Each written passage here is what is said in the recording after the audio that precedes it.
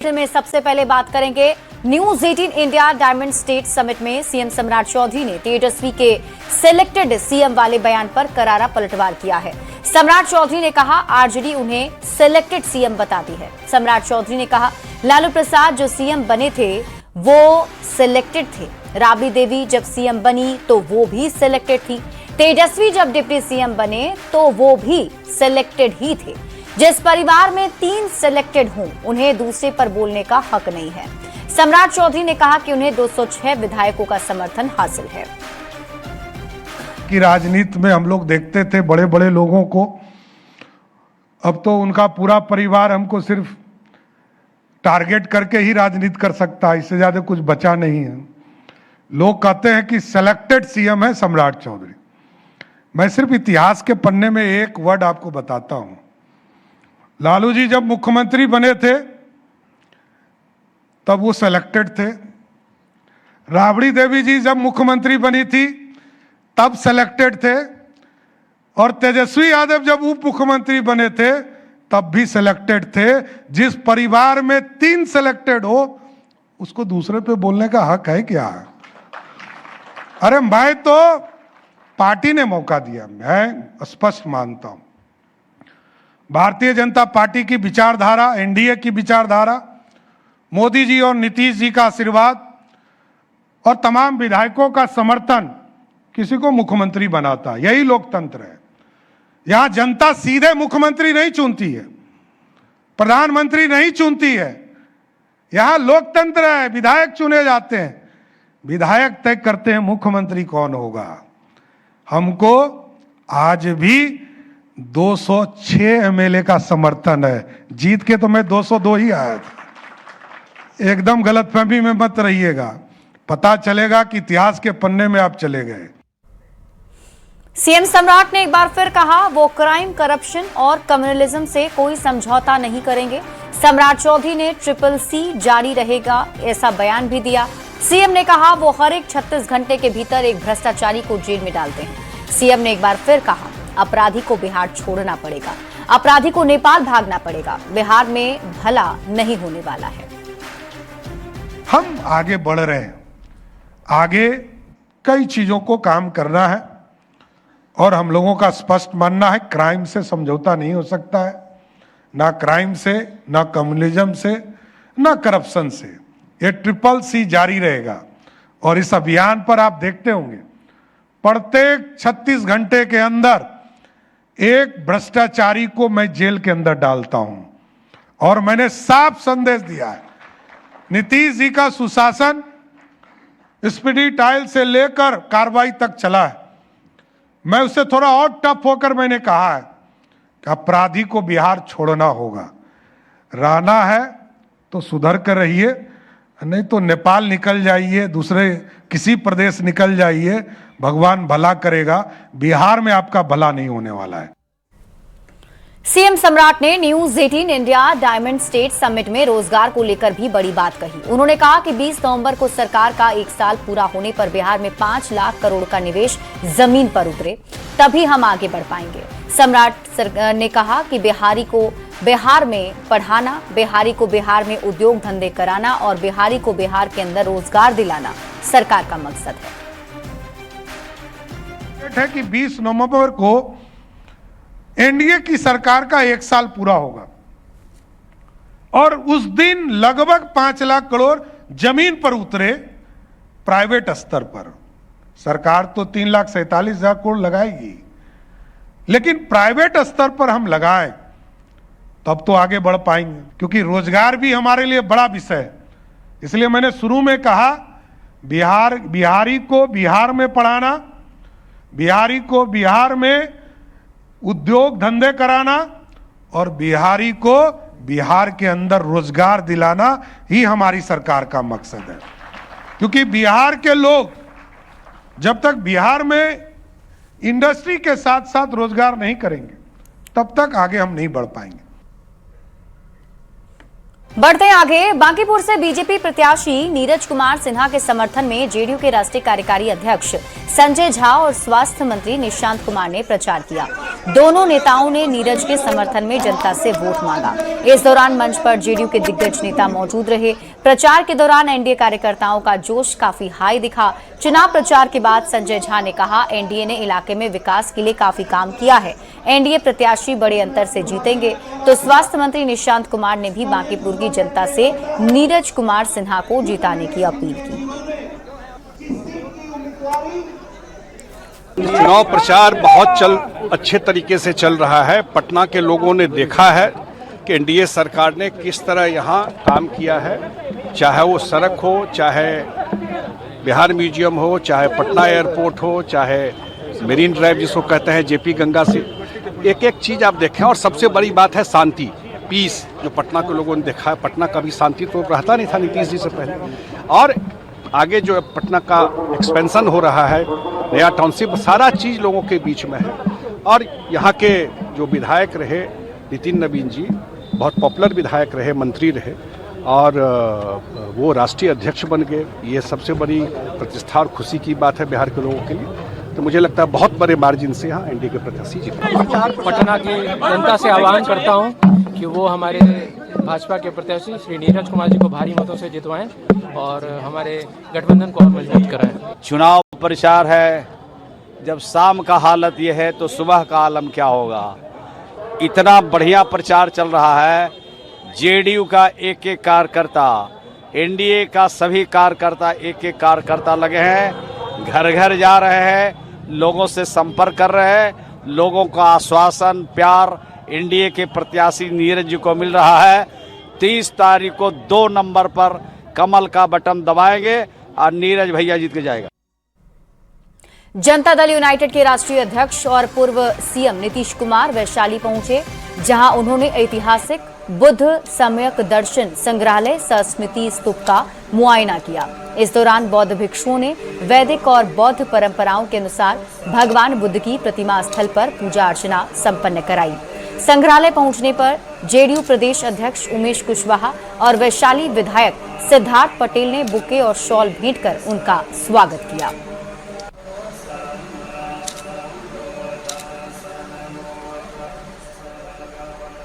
खबर पटना से है, जहां गांधी मैदान उपद्रव मामले में पूर्व मंत्री तेजप्रताप यादव के खिलाफ एफआईआर दर्ज की गई है। न्यूज 18 के पास मौजूद एफआईआर की कॉपी के मुताबिक दंडाधिकारी विजय कुमार तिवारी की शिकायत पर मामला दर्ज किया गया है। शिकायत में आरोप है कि बांकीपुर विधानसभा उपचुनाव के दौरान लागू आदर्श आचार संहिता के बावजूद बिना अनुमति प्रदर्शन किया गया।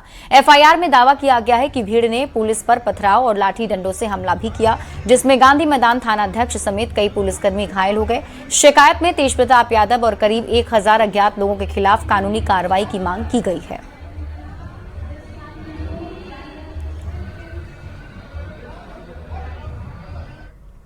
और इसी बीच रुक कर लेते हैं इस वक्त की बड़ी खबर की ओर। मुजफ्फरपुर से बड़ी खबर मिल रही है। बिहार की सियासत से बड़ी खबर, आरजेडी को लगा है एक और झटका। पूर्व सांसद अर्जुन राय ने भी आरजेडी पार्टी छोड़ दी है। पार्टी के ईमेल पर अपना इस्तीफा भेजा है। कल बीजेपी में शामिल होंगे, कल बीजेपी का दामन थामने वाले हैं। प्रेस कॉन्फ्रेंस करके उन्होंने इसकी जानकारी दी है। आरजेडी की कार्यशैली से खुश नहीं थे और इस वजह से उन्होंने अपना इस्तीफा पार्टी को सौंपा है।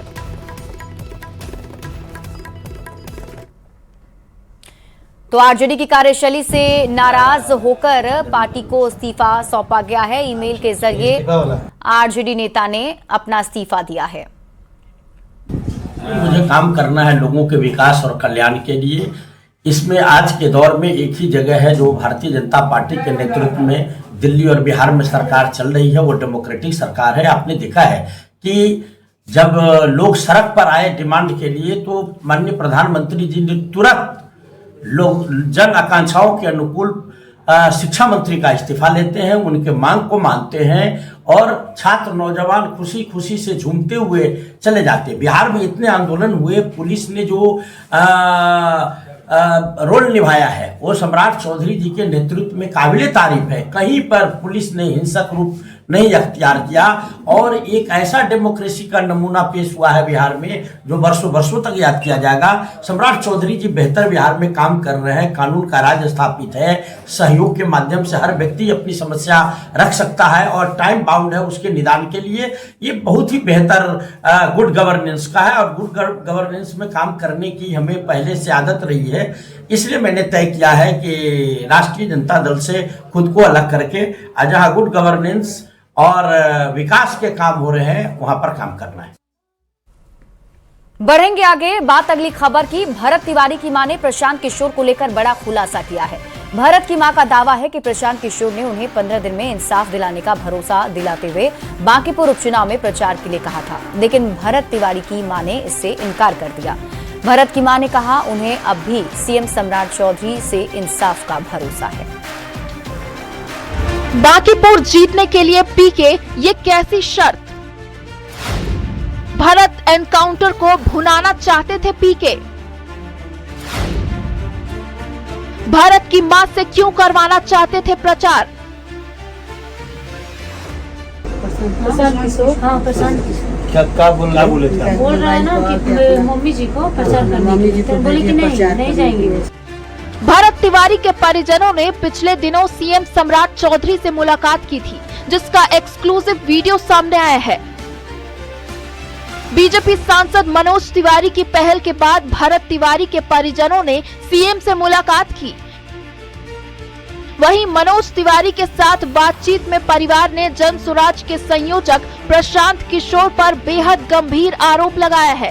परिवार के सदस्यों का कहना है कि प्रशांत किशोर ने उन्हें 15 दिन में न्याय दिलाने का भरोसा दिया था, लेकिन इसके लिए पीके ने परिवार के सामने बड़ी शर्त रख दी थी और वो शर्त ये थी कि भरत तिवारी की मां को बांकीपुर उपचुनाव में पीके के समर्थन में प्रचार करना होगा, जिससे परिवार ने इनकार कर दिया था।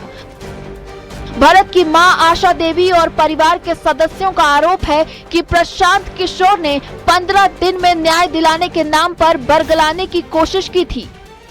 प्रशांत किशोर, हाँ प्रशांत किशोर क्या बोले थे? बोल रहा है ना कि मम्मी जी को प्रचार करने के लिए, बोले कि नहीं जाएंगे। 15 दिन आप बोले थे ना, 15 दिन कहाँ गया आपका 15 दिन? आज 1.25 महीना 1.5 महीना होने जा रहा है।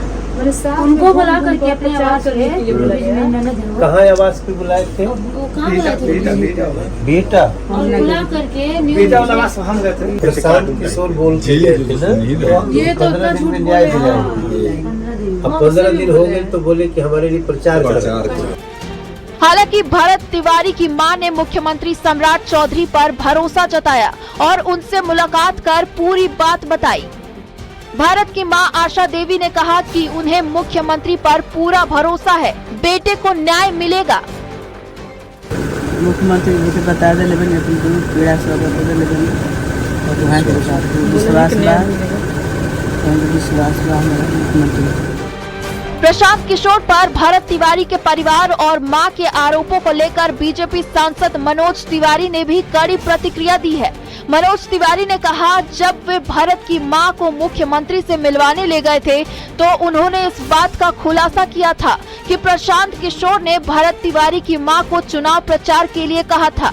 ये बेहद ही घटिया राजनीति है। जब मैं उनकी माताजी के साथ बैठा तो पता चला कि उनकी माताजी को ये प्रचार के लिए बुला रहे थे ये लोग, और सोचिए कितनी माताजी के उनके भरत तिवारी के फोटो को लेकर ये घुमा रहे हैं। उनसे परिवार को बहुत तकलीफ है इस बात से। तो ऐसा काम करने वाले लोग कभी भी जनता के सामने स्वीकार नहीं। भरत तिवारी एनकाउंटर मामले की जांच न्यायिक जांच आयोग कर रही है। भरत तिवारी के परिजनों ने सीएम से मिलकर भी इंसाफ की गुहार लगाई थी। सवाल ये उठ रहे हैं कि आखिर बांकीपुर जीतने के लिए क्या प्रशांत किशोर भरत तिवारी के परिजनों का इस्तेमाल करना चाहते थे? इंसाफ दिलाने के नाम पर उन्होंने भरत की मां से चुनाव प्रचार करने को क्यों कहा? न्यूज़ 18 के लिए पटना से शैलेंद्र कुमार की रिपोर्ट। अगली खबर छपरा से है, जहां प्रदर्शन में उपद्रव के बाद पुलिस लगातार कार्रवाई कर रही है और अब तक 170 लोगों को गिरफ्तार किया जा चुका है। पुलिस ने सोशल मीडिया पर उपद्रव में शामिल संदिग्धों की तस्वीरें जारी की और आम लोगों से उनकी पहचान बताने की अपील की है।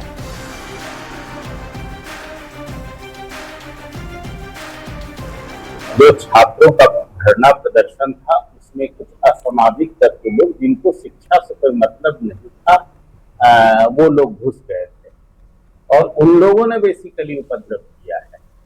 तो उन लोगों पर, जिन पर एकदम डायरेक्ट एविडेंस है हम लोगों के पास, वो लोग पत्थर मार रहे हैं, तोड़ रहे हैं, उन लोगों पर हम लोग कार्रवाई करेंगे। और बाकी जो लोग केवल शांतिपूर्ण ढंग से थे, उन लोगों पर हम लोगों ने किसी भी तरह की कार्रवाई करने का निर्णय किया। बड़ी खबर मुजफ्फरपुर से है, जहां प्रदर्शन के दौरान हुई तोड़फोड़ और सोशल मीडिया पर प्रसारित भड़काऊ वीडियो के मामले में पुलिस ने कार्रवाई तेज कर दी है। साइबर थाना पुलिस ने 9 ब्लॉगर और यूट्यूबर को चिन्हित किया है। उनके वीडियो और सोशल मीडिया पोस्ट की जांच की जा रही है। सिटी एसपी ने बताया कि डिजिटल सबूत जुटाए जा रहे हैं। नगर थाना में पहले ही 100 अज्ञात लोगों के खिलाफ एफआईआर दर्ज की जा चुकी है। पुलिस सीसीटीवी और वायरल तस्वीरों के आधार पर आरोपियों की पहचान कर रही है। इसके अलावा पुलिस ने अफवाह फैलाने वालों पर सख्त चेतावनी कार्रवाई की दी है। कलेक्ट्रेट के सामने तोड़फोड़ की थी, उनके ऊपर एक एफआईआर दर्ज किया गया है जो प्रोटेस्टर्स हैं, और एक और एफआईआर दर्ज किया जाएगा अभी जो व्लॉगर्स हैं, जो मीडिया के पार्ट अपने आप को बताते हैं और फेक न्यूज़ जो है फैलाते हैं या फिर उपद्रव फैलाने में जो है मदद करते हैं, उनके खिलाफ भी कानूनी कार्रवाई की जाएगी। उनको भी चिन्हित कर लिया गया है। अभी तक 9 चैनल्स को ऐसे चिन्हित किया गया है, इनके ऊपर कार्रवाई की जाएगी। और अब खबर सिवान से है, जहां छात्रों के प्रदर्शन के दौरान हुए उपद्रव के बाद अब हालात सामान्य हैं। पुलिस ने बड़ी कार्रवाई करते हुए करीब 100 लोगों को गिरफ्तार किया है। सीसीटीवी फुटेज और वायरल वीडियो के आधार पर उपद्रवियों की पहचान की जा रही है। डीएम और एसपी ने पुलिस बल के साथ शहर में फ्लैग मार्च भी निकाला, साथ ही सुरक्षा व्यवस्था का जायजा लिया गया। बता दें कि हिंसा के दौरान एसपी समेत कई लोग घायल हुए थे। वहीं इस दौरान 3 युवक गोली लगने से घायल हो गए थे, जिनकी हालत अभी स्थिर है। पुलिस इस पूरे मामले की जांच कर रही है। और इस बीच आपको नवादा से बड़ी खबर बताते हैं। सब्जी बाजार में युवती का शव मिला है। हनुमान मंदिर गेट के पास लाश मिली है। अस्पताल में डॉक्टरों ने मृत घोषित किया। प्रीति कुमारी के रूप में उसकी पहचान हुई है। ट्यूशन के लिए नवादा युवती आई थी। तबियत बिगड़ने पर लोगों से पानी मांगा था। पुलिस ने शव को पोस्टमार्टम के लिए भेज दिया है। रिपोर्ट के बाद मौत का कारण साफ होगा। पुलिस मामले की जांच में जुटी हुई है।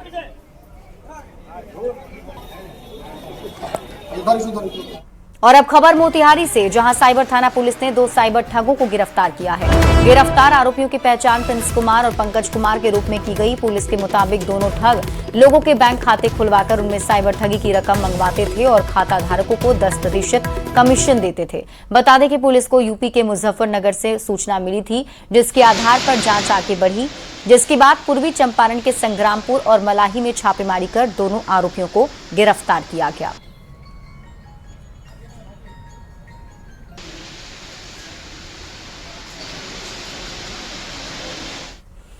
बड़ी खबर आरा से है, जहां पीरो जगदीशपुर स्टेट हाईवे पर भीषण सड़क हादसा हो गया। 2 बाइक में आमने सामने की जोरदार टक्कर हो गई।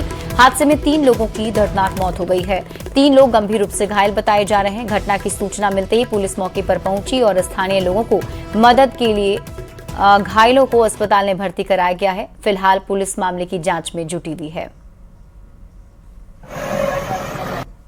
जा रहे थे अपना नापी करने के लिए, काम करते हैं, खिड़की दरवाजा बनाते हैं, नापी करने के लिए जा रहे थे। तो किस जगह जा रहे थे? फिर आ रहे थे। इनका नाम क्या हुआ? प्रदीप कुमार। उनका पिता का? स्वर्गीय ललन सिंह। कितना भाई बहन है? 2 भाई 3 बहन। ये अपने काम से जो स्टील का और एल्युमिनियम का काम करते हैं, खिड़की जंगला बनाते हैं, उसी काम के सिलसिले में पीरो जा रहे थे। तो रास्ते में 2 बाइक पर, एक बाइक पर 2 सवार थे, उसी लोगों ने धक्का मार दिया। नशे में थे वो लोग। ये अकेले बैग से? हाँ, अकेले थे। खबर समस्तीपुर से है, जहां पुलिस ने ताजपुर के चर्चित गणेश सहनी हत्याकांड में फरार चल रहे कुख्यात अपराधी बिट्टू कुमार और उसके सहयोगी अंशु कुमार को गिरफ्तार कर लिया है। दोनों की गिरफ्तारी हलई थाना क्षेत्र के इंद्रवारा गांव में से हुई है। पुलिस ने उनके पास से एक देसी पिस्टल, 13 जिंदा कारतूस, एक लोडेड मैगजीन मोबाइल फोन और नकदी भी बरामद की। जांच में सामने आया है कि गणेश सैनी की हत्या में इसी पिस्टल का इस्तेमाल किया गया था।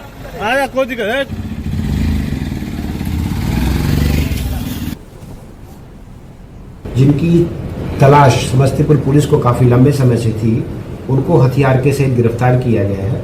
ये अभियुक्त हैं बिट्टू कुमार, पिता राम कुमार राय, इंद्रवारा थाना हलई के रहने वाले हैं, और इनके साथ अंशु कुमार, पिता चंदू सैनी, साकिन वाजिदपुर, इनकी भी गिरफ्तारी हुई है। जो बिट्टू कुमार हैं, इनके ऊपर पूर्व में भी 159(25) एक आर्म्स रखने का केस था। इस तरह से ये इस प्रकार के आर्म्स रखने वाले हैबिचुअल ऑफेंडर हैं। और इस गिरफ्तारी में एक देसी पिस्टल, 13 जिंदा कारतूस, 2 मैगजीन, 2 मोबाइल, 1 बाइक और कुछ 2000 रुपए के आसपास नगद बरामद हुआ।